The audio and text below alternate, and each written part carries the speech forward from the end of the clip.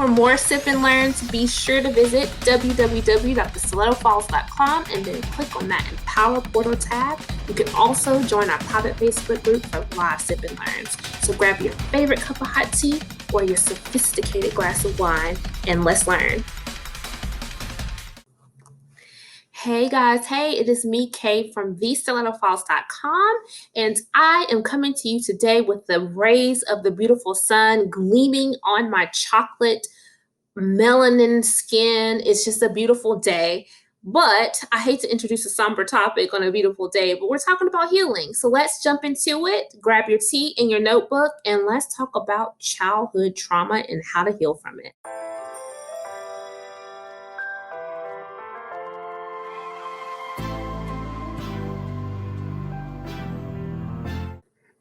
Okay, first of all, this is a topic that a lot of us don't even know that we have problems with. We don't even realize that this is something that affects us on a daily basis. So, a lot of times, trauma, we suppress it in efforts to protect ourselves. We suppress trauma that we may have experienced, or we think we suppress trauma that we may have experienced in our childhood as a defense mechanism, as an effort to protect who we are now, to make sure that we do not get traumatized or re-traumatized in that way.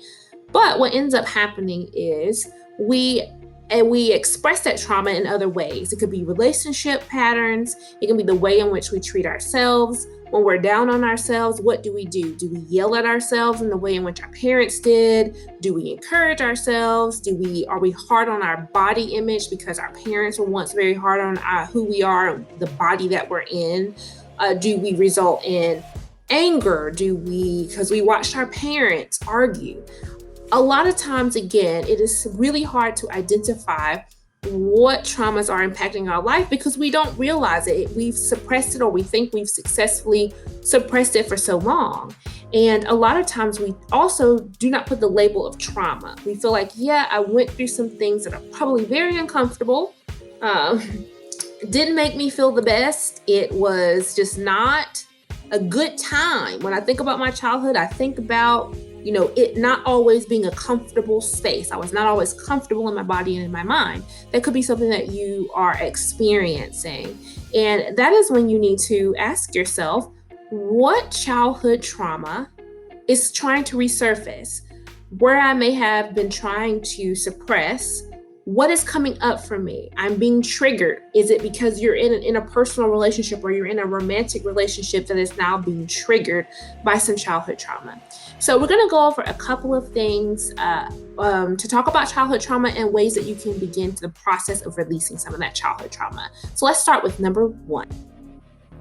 All right, guys. So number one is understanding how you respond and how you react to conflict. And this could be in your interpersonal life. This could be with internal conflict. But when things come up, whether you're having an argument with a partner, with a friend, or something didn't go well, or you're having some type of internal confliction, how do you handle it? Do you resort to a behavior that you did when you were a child? Is it a temper tantrum? I know that sounds, a little immature to be speaking about when it comes to adults, but sometimes we do have a form of a temper tantrum. Do you demand your way? What is something that you would do when you're having a temper tantrum? Literally be dramatic, throw things, shake the table, whatever it is. But how do you internalize conflict? Do you see conflict as something that you can challenge yourself, an area of growth where you can kind of process that, hey, this is a problem. I feel uncomfortable. Let's talk about this. Or do you scream? Do you have no idea how to process that internal conflict or that external conflict and you just react? So the first thing is asking yourself, do you respond or do you react? A lot of times when we react, it is instilled with some type of childhood trauma, because how we navigate and we respond to conflict, we were first taught that when we were children and adolescents. So a lot of time that framework that we are carrying with us is how we would respond if we had a fight in the classroom as a child. How did your parents or your caregivers respond to that? And are you still behaving in that way? Or do you behave in another way? Chances are, if we're talking about trauma and you're here today, you might be behaving in that way that is like your child's self. So beginning to release some of that, how you identify what does conflict mean to you, and how you can begin to start the steps of responding instead of reacting. Let's go on to number 2.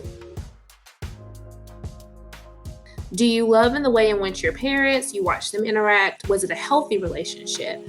The way in which we learn how to navigate and love in partnerships is based off of the primary relationship that we saw first, which is our caregivers or our parents. And sometimes, in my case, my grandparents. So what does that relationship like? Did they have a loving relationship that had a lot of communication? Was there a lot of reflective listening? Did it feel like it was a relationship surrounded by love?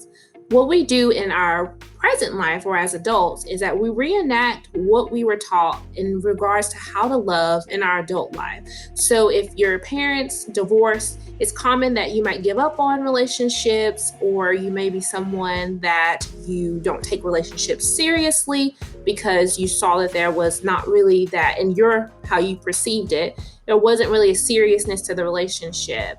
Cheating is another big thing that comes up a lot. If you watched your parents, or maybe you didn't watch it, you heard about it, that your parent was cheating or your caregiver was cheating, it can affect the way in which you trust people. You can navigate life thinking that, I can never trust men or I can never trust women, vice versa. Even when it comes to interpersonal or platonic relationships, we can also carry that distrusting nature and just not trust people or feel like we can be authentically ourselves. So how do you respond to love? Are you someone that you're open to receiving love? Is it a struggle for you? When you're in a relationship, is it never really a true partnership? These are all things that can be a direct reflection of some childhood trauma that you may be experiencing in regards to love. So in order to unlock that, unleash that, and kind of heal from that, you need to figure out, how do you see love? What is the value in love? When you think about a loving relationship, when you think about loving yourself, again, this also has to do with self-love. How do you speak love into yourself?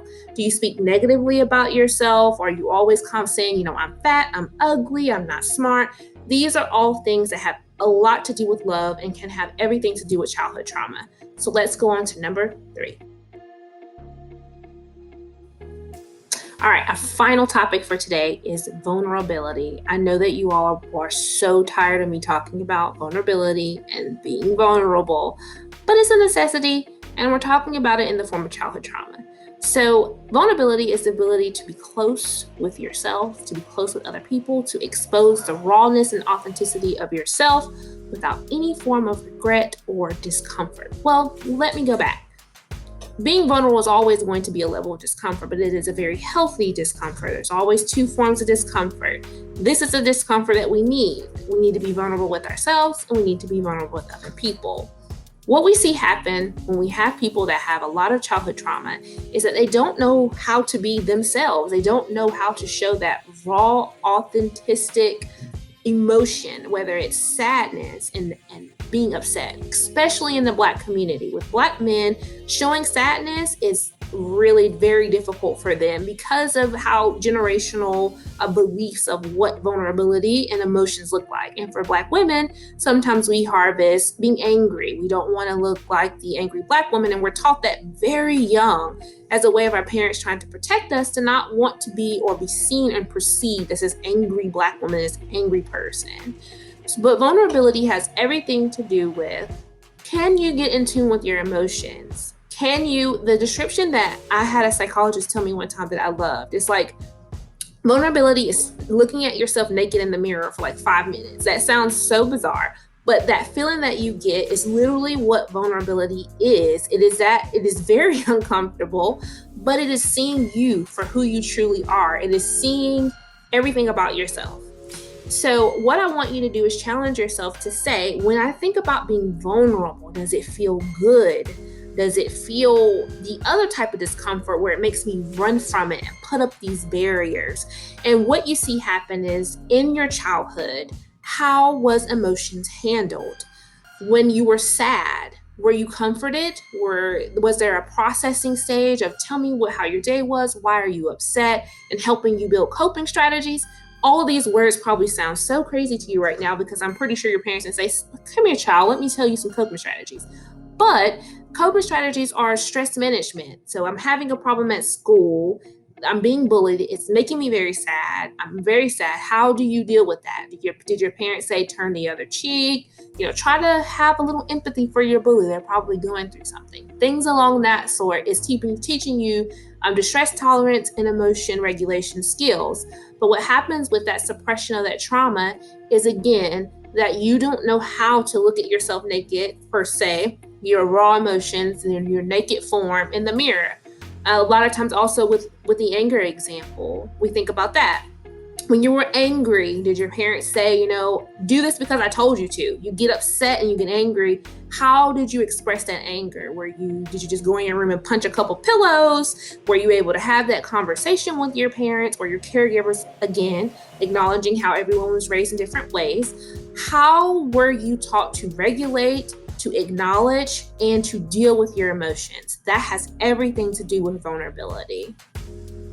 It's so important to note that trauma affects our body and is stored in our body in different ways. So how I may store my trauma and how someone else that may have lived in your house, like a sibling, has stored their trauma or even perceived the environment or the experience in which they were in does not invalidate your trauma. You have the power to release that trauma. You don't want to categorize and say, if I wasn't physically or emotionally abused, it's not trauma. That's not true. Trauma shows up in so many different ways, and it affects our body. It stays in our body until we go through that healing and that releasing process so that we can rid ourselves and free ourselves, our body, our mind, our soul, our spirit, of that trauma that we're carrying with us.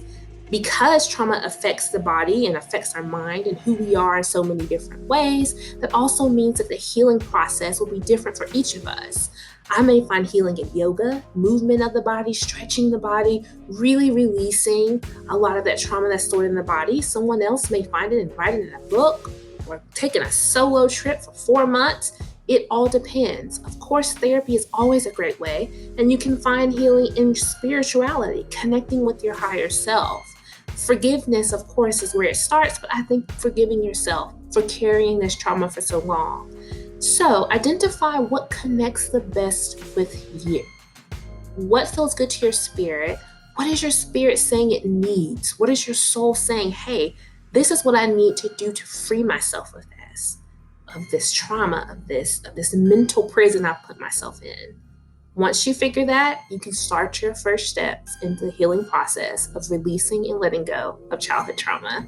Thank you all for spending time with me as always. It is a pleasure to be with you here today. Continue to explore the many healing processes and the many different ways to process healing, and also the different tools that we've provided for you all to help you along your journey of healing.